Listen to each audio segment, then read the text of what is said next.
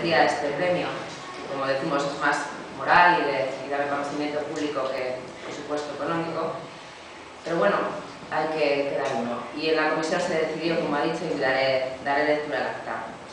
Premio Ciudad de Tudela de Rehabilitación 2008.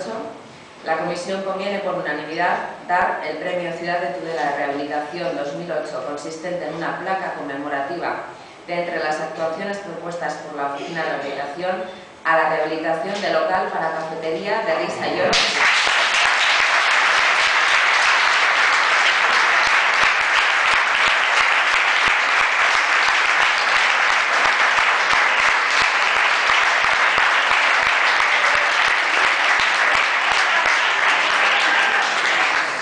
Como sabéis dónde está cita y si no, pues luego nos tomamos aquí algo. Yo creo que lo mejor es que paséis promotores, técnicos y constructores a recibir el premio que de verdad de todo corazón os entregamos.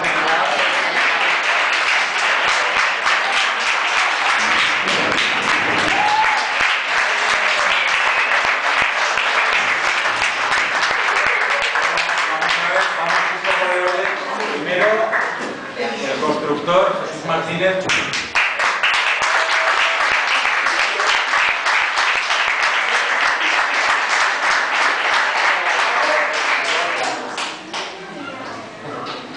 El interiorista fue Ignacio Terrado.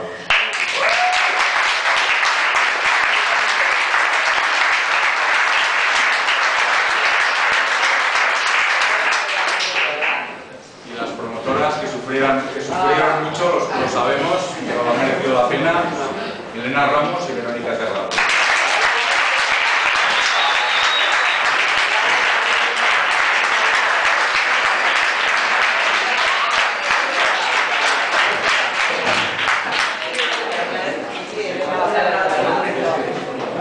Tenéis que decir algo ahora, no os vais a ir.